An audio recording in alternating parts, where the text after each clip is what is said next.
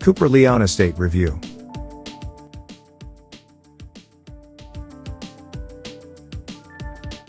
But before we start, please support us by pressing the like and subscribe buttons, so that we can continue to provide information about car and motorcycle news.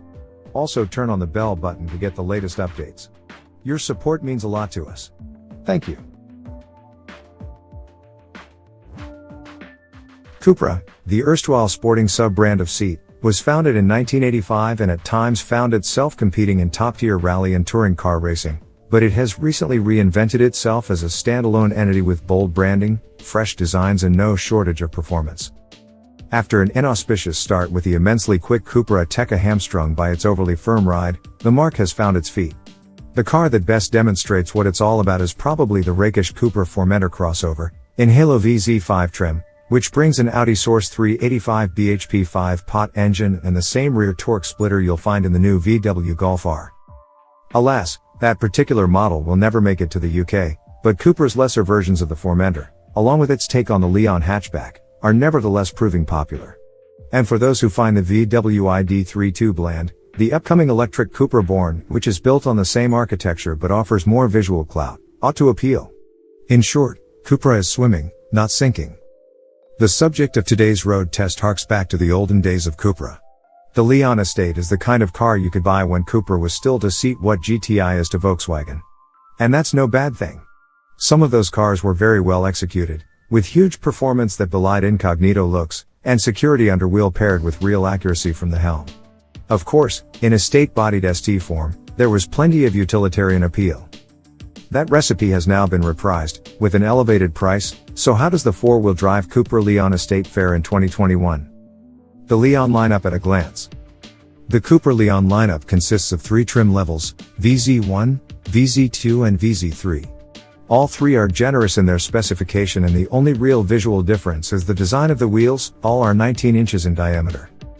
In the UK, the choice of powertrain for the Estate is also limited to just 2 options. You can have either the 242 bhp plug-in hybrid, with its 30 or so miles of claimed electric driving range, or the 306 bhp pure petrol model tested here. Only the latter benefits from 4-wheel drive, though, so if that's important to you, you'll need the range topper. If you want a Cupra Leon without hybrid assistance and without a big asking price, the regular hatch is available in 242 bhp 2.0-liter front drive form. The badge on this car's comparatively demure grille may be new, but the mechanical recipe for the quickest Leon Estate hasn't changed much since the days when the model was still branded seat.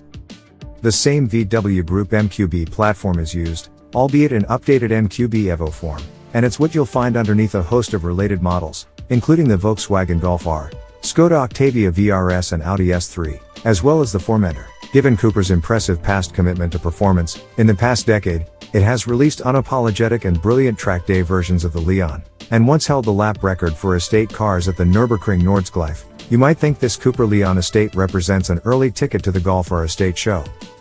Certainly, there are plenty of similarities. Both cars share the same 2.0-liter EA888 Evo 4 TSI turbo petrol engine, although at 306 bhp our range-topping Cupra 4Drive 310 is 10 bhp down on its VW cousin. Both cars benefit from the same 15-way adaptive dampers, although they're standard on the Cupra and optional on the more expensive Golf R. Both tote the same sized contact patch, with 235/35 tires at each corner, but the Cupra favors hand-cooked Ventus to Bridgestone Potenzas. Naturally, 4-wheel drive is part of the package, but this is where the two cars diverge. With its dual-clutched, torque-splitting rear axle, the Golf R is treated to the latest technology in the VW Group stable, but the Cupra continues to use a version of the Haldex system found on the previous generation. As the escape senses will slip at the front, a clutch at the rear end of the propshaft engages and up to half of the engine's total torque output is fed into the rear axle and through an open differential. These latest Haldex systems work appreciably quicker than the early setups but still lack the torque vectoring functionality of the Golf R. So while we doubt it's a deal-breaker, there's no drift mode for the Cupra Leon Estate. The Cupra does at least come with a VAC front differential lock, the unit for which is mounted on the right-hand drive shaft and increases hydraulic pressure to engage a multi-plate clutch and effectively lock the front axle, limiting slip under hard cornering. Also fitted as standard is a 7-speed dual-clutch transmission, DCT.